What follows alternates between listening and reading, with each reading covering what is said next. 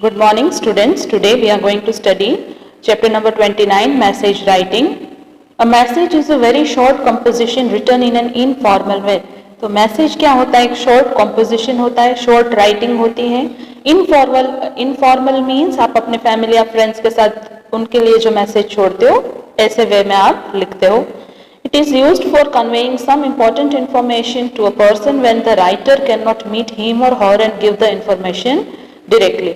तो ये कब लिखा जाता है? वो ऐसे पर्सन को इन्फॉर्म करने के लिए लिखते हैं जिनको हम डायरेक्टली मिल नहीं सकते हैं या हम उनको डायरेक्टली इंफॉर्मेशन नहीं दे सकते और हमें उनको कुछ इंपॉर्टेंट इंफॉर्मेशन देना होता है. Features: It must be very short, including only the important details and relevant information should be provided in brief.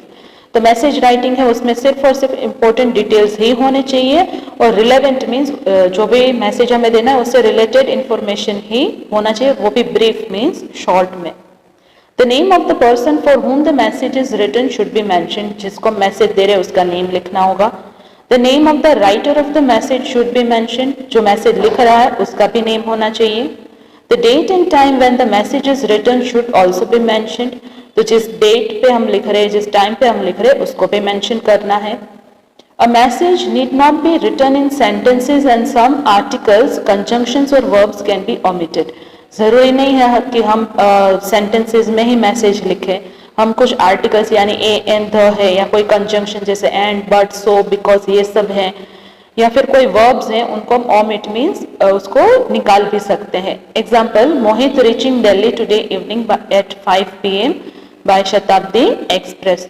तो यहाँ पे मोहित है वो दिल्ली शाम को 5 o'clock पहुंच जाएगा. देखो शताब्दी एक्सप्रेस ट्रेन का नेम है बट द शताब्दी एक्सप्रेस ऐसा कुछ नहीं लिखा है, तो हम भी ऐसे शॉर्ट में लिख सकते हैं.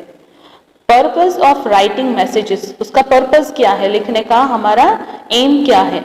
Messages are written for various purposes. उसके अलग अलग पर्पस होते हैं. First, to request someone to do some work. Example: buy movie tickets. किसी को कुछ काम करने के लिए हम रिक्वेस्ट करना चाहते हैं, जैसे मूवी टिकट्स खरीद के दे.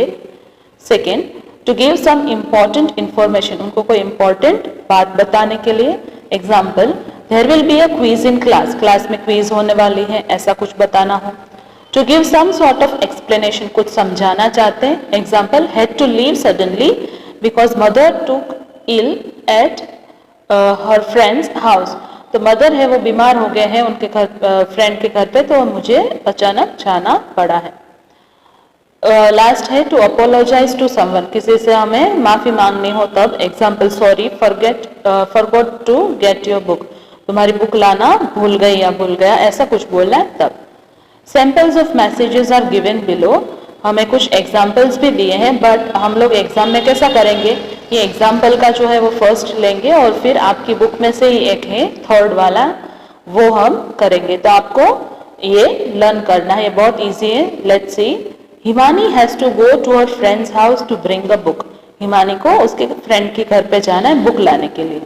Just as she is about to leave, her father calls and asks her to inform her mother that a few guests would be coming for dinner that day. जैसे हिमानी घर से जाने वाली होती तभी उसके फादर का फोन आता है कि मदर को बताना कि आज डिनर में कुछ गेस्ट आने वाले हैं. Himani leaves the following message for her mother. तो उसके मदर घर पे नहीं है तो वो उनके लिए एक मैसेज लीव करती है. तो मैसेजेस है उनको हमेशा बॉक्स में लिखना चाहिए. पहले टाइम लिखा है कि 4 PM है, फिर डेट. तो आप जिस दिन वो लिख रहे हो मैसेज उस दिन की डेट आनी चाहिए. सो यहाँ पे 14 सितंबर 2020 ऐसा लिखा है, तो हम जिस दिन लिखेंगे हम उसी की डेट डालेंगे. फिर आएगा मैसेज फॉर मदर. टाइम और डेट लिखने के बाद एक लाइन लिव होती है, फिर लिखना है मैसेज फॉर मदर. उसके बाद एक लाइन लिख करके मैसेज लिखा है father call to inform you that few guests would be coming for dinner tonight. Father ने इन्फॉर्म किया है कि आज रात डिनर पे कुछ गेस्ट आने वाले हैं. फिर एक लाइन लिव करके जिसने मैसेज लिखा है उसका नेम हिमानी. सो यहाँ पे आपको ये इजी क्यों है, क्योंकि देखो टाइम और डेट है वो आप अपना आप लिख सकते हो. फिर मैसेज कौन लिख रहा है वो भी आप लिख सकते हो लास्ट में. मैसेज किसके लिए है, जैसे मैसेज फॉर मदर है तो वो भी आप लिख सकते हो. तो लर्न करने की सिर्फ एक ही लाइन रही, एक या 2 लाइन से करनी पड़ती है और वो भी ऑलमोस्ट आपको क्वेश्चन में से मिल जाती है. नाउ ये जो है वो आपकी बुक में थर्ड वाला दिया है एक्सरसाइज में, उसमें से है read the following conversation between Tania and Tanmay. Tania और तन्मय के बीच में जो भी बातचीत हुई है वो यहाँ पे दी है। Let's C. Tania, hi, is Tanu home? Tania आती है और पूछती है कि तनु घर पे है। Tanmay says no, she has just gone out. तो तन्मय कहता है नहीं, तनु तो नहीं है, वो बाहर गई है, प्लीज कम इन, आप अंदर आ सकते हो। तो Tania says no thank you, I just came to return this book to her. मैं सिर्फ ये बुक उसको देने के लिए आई थी। Tanmay, I will give her the book, anything else I can do for you. तो तन्मय कहता है ठीक है, ये बुक मैं दे दूंगा, और कुछ काम है तो Tania says please tell her that I still have 2 more of her books which I would be returning next week। तो तानिया कह रही है कि उसको बता देना कि मेरे पास और भी 2 उसकी बुक्स हैं जो मैं नेक्स्ट वीक उसको रिटर्न कर दूंगी।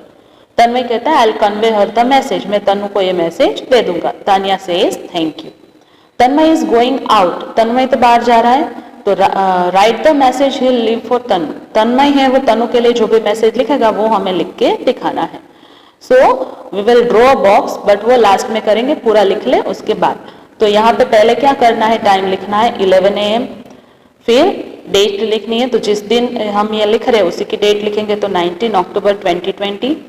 किसके लिए लिख रहे हैं, तो तनु के लिए, इसलिए तनु का नेम आएगा।